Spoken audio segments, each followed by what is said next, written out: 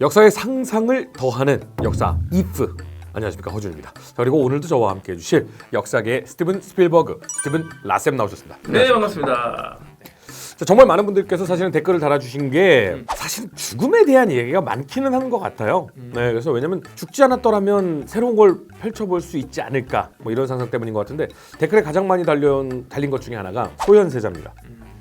어떻게 보면 굉장히 불운한 인생이죠. 나라가 전쟁에 패하면서 아버지는 청나라 사신에게 무릎을 꿇고 본인은 끌려서 볼모로 잡혀가고, 그러다가 돌아와서 결국은 비운의 죽음을 맞이하게 된 소현세자. 혹시 소현세자가 인조 이후에 왕위를 물려받고 즉위를 해서 살았더라면 어떻게 될 것인가, 이것에 대한 궁금증을 상당히 많은 분들께서 물어보셨습니다. 그 소현세자가 이제 만약에 살았더라면 네. 이런 이야기를 하기 전에 소현세자가 누구신지 모르는 우리 아마 구독자들이 있을 거예요. 있을 수도 있죠. 사실 이제 광해군이 이제 쫓겨나고 네네네. 이제 인조 반정으로 해서 그렇죠. 인조가 왕이 돼요. 이병헌 씨가 물러나게 되고. 이제 인조가 그렇지만 이제 전쟁을 두 번 맞이하죠. 네네. 정묘호란과 병자호란. 그러면서 이제 강화도 잠깐 피신을 가려고 했었어요. 네네. 근데 안타깝게도 이제 남한산성으로 피신을 가서 그렇죠. 309고도 들어보셨죠? 네네. 3번의 절을 올리고 9번의 머리를 머리를 조아리는. 찧었죠.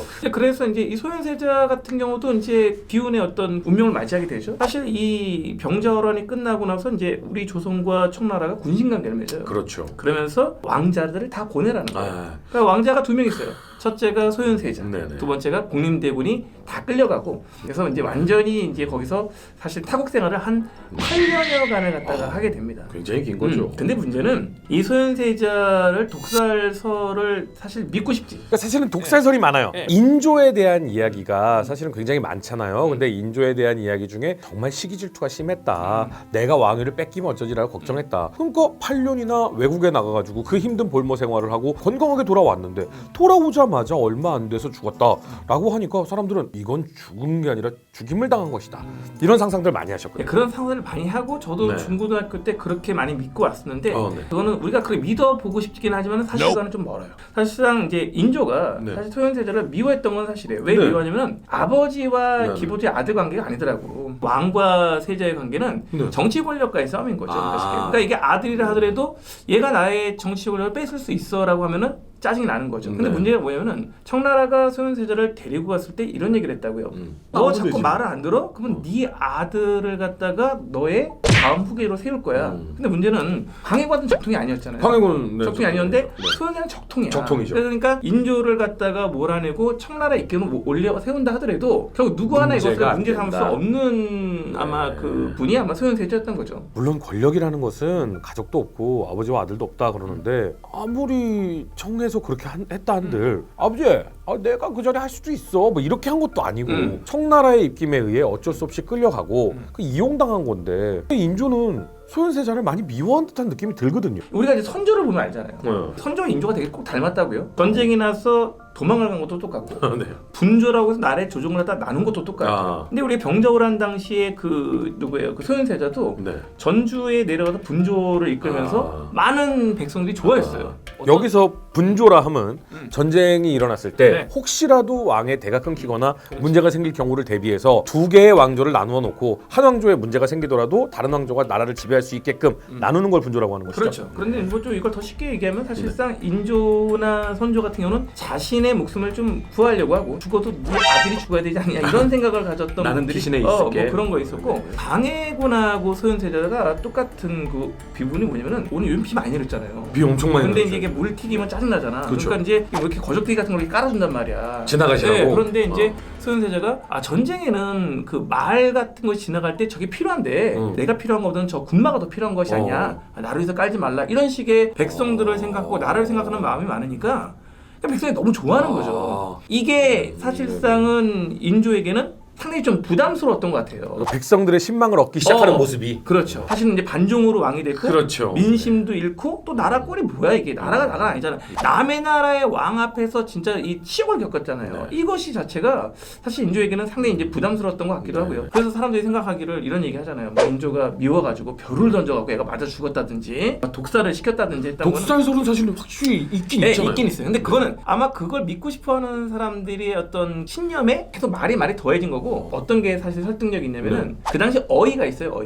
어이는 사실은 굉장히 중요한 거잖아요. 사실은 왕의 어떤 그 신변을 치료하는 거죠. 근데 이 어이가 낙하산이야.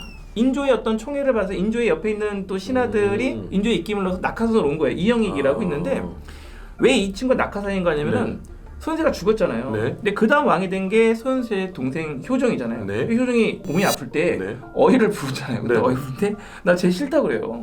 쟤는 못 믿겠어. 쟤 못 믿겠어. 야 쟤한테 치료하다가 야 나 언제 죽으면 어떡할 거야. 그리고 효정 입장에서는 형을 죽인 사람이다라고 의심을 할 수도 있는 거잖아요. 그렇죠. 신기한 거는 독살설에 관련된 왕들이 되게 많잖아요, 사실. 그런데 소현세는 유일하게 그 당시 기록이 남아 있어요. 그러니까 기록이 있잖아요. 기록이 있어요. 그래서 몸에서 7개 구멍에서 이 검은 피가 쏟아져 나왔다고 그래요. 근데 그걸 이제 추론해 봤을 때 독살설이라기보다는 이제 의료 사고라든지 그 이영익이라는 너무 오랫동안 타국생활 했고 오는 과정 속에서 이런 기록들을 보면은 실제 몸이 많이 아팠어요. 오시는 도중에도 그런 부분들이 있어요. 다만 이제 이거 가지고 독살설로 이제 이렇게 밀어붙이기에는 조금 이제 한계가 있다. 초점을 맞춰야 되는 건 뭐냐면 만약 소현세자가 건강하게 인조 다음에 왕위를 물려받았다면이라는 지금 이프를 했으니까 민심을 추스리는 것만큼은 분명히 기록상으로도 잘 남아있다. 좋은 백성을 생각하는 세자였다. 맞아요. 그러면 청나라에 가서는 어떤 세자였어요? 청나라에 가서도 사실 좀 이 소현세자가 굉장히 강단이 있던 사람이에요. 왜냐면 왕의 이제 아들이 갔다고 한다고 대우를 받긴 하지만은 조선에서 야 청나라에게 좀 안 좋은 행태를 한다면은 언제 네 아들을 또 죽일 수도 있는 그런 형태를 가지고 있음에도 불구하고 말을 하는 건 좋다. 하지만 그래도 국법으로 나는 조선의 바로 적통의 왕이 될 사람이다. 얘를 갖춰서 얘기하라고 하는데 이때 협박을 했던 친구가 돌아가면서 얘기를 해요. 간담이 서늘했어. 어쩌면 그렇게 조근조근 얘기하는데 그 모습이 야 이거 보통이 아니겠구나라는 생각을 하면서 그 다음부터 얘를 갖췄다라는 이 기록이 실록에 남아있어요. 그러니까 일단 민심을 추스리는 백성을 사랑하는 마음이 있고 목숨을 위협받을 수도 있는 상황에서도 강단이 있게 자신에게 얘기를 할 수 있을 만큼 통이 컸다. 그렇죠. 심양관이라는 곳에서 이제 이 세자가 머물게 되는데 먹을 걸 줘요. 그래서 뭐 식량도 주고 또 따라온 어떤 그 무리들이 있을 거 아니에요. 그러니까 여기에 다 먹을 걸 어느 정도 이렇게 먹고 살 수 있도록 도와주고 어느 정도 이렇게 대주는데 1641년이 되면 청나라에도 어마어마한 기근이 일어나요. 그래서 뭐라고 얘기를 하면 실록에 말하면은 아예 토지를 줄 테니까 니네가 경작을 해서 자급자족을 해라 이런 얘기를 하는 거예요. 근데 그 당시에 끌려갔던 여자들 중에 상당수가 조선의 어떤 양반들의 어떤 그 와이프들이 많았단 말이에요. 그래서 이제 조선 양반들이 돈을 줄 테니까 이제 이 몸을 갖다가 이제 돈 주고 빼오는 거죠. 근데 그 돈을 중간에서 받아다가 받아다가 청나라 협상을 잘해갖고 좀 싼 가격에 일단 빼요. 뺀 다음에 얘네를 갖다가 그 심양간에 머물게 하면서 경작할 수 있게끔. 이 심양간에서 산출된 이 곡식 양이 무려 5024석하고 목화가 620근 정도가 할 만큼 해서 어마어마하게 많아서 거기에서 또 장사를 해요.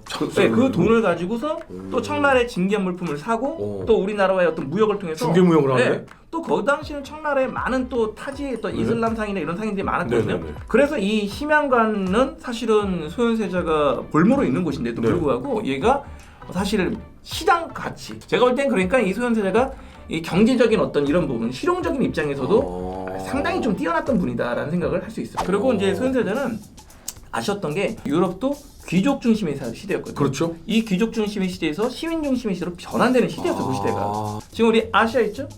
아시아는 알 거고. 아프리카 가보셨어요? 아프리카 안 가봤죠? 아메리카 안 가봤죠? 아니 아메리칸 가봤어. 가봤고. 달라 생각한 것보다는.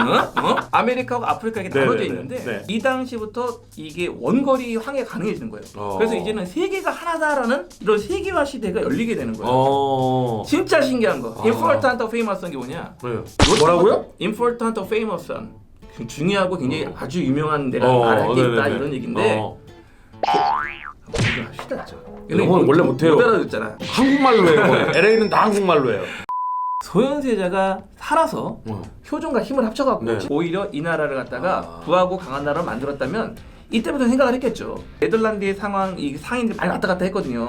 또 걔네들이 어떤 무역이라든지 유럽의 상황이라는 걸 파악하면은 그 당시 유럽이 우리나라를 이 중국이나 이 아시아를 갖다 경영하게 해서 만든 회사가 동인도 회사를 처음 만든 게 네덜란드. 그럼 거꾸로 생각하면 우리가 발전해서 우리는 서유럽 회사를 그 당시 만들 수 있는 거예요. 일단 저희가 상상을 해봤는데 너무 재밌어요. 이거 뭐라 그러죠? 상상해서 좋게 가면은 어떻게 되는 거를 무슨 편이라고 하고 안 좋게 되는 걸 절망편이라고 하잖아요.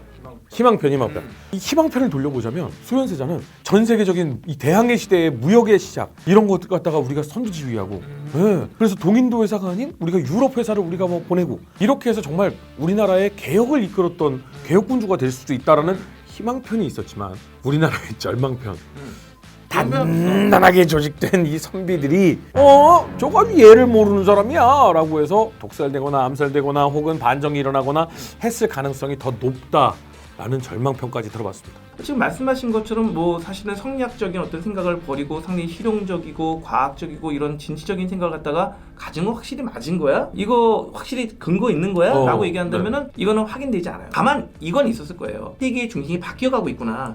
그런 세계에 바뀌어가는 그 정세를 나는 어떻게 이용하고 어떻게 해야 될 것인가는 맞지만 뒤집어 없는 것까지는 그런 거는 아니다. 라고 말씀드릴 수 있어요. 근데 여러분들도 저는 이러이러한 근거를 봤을 때 나는 이렇게 생각한다. 본인들의 생각도 얼마든지 써도 괜찮고요. 누구의 상상도 괜찮습니다. 오늘도 정말 너무나도 재미있게 희망편과 절망편을 설명해 주신 라쌤 고생 많으셨습니다. 네, 감사합니다.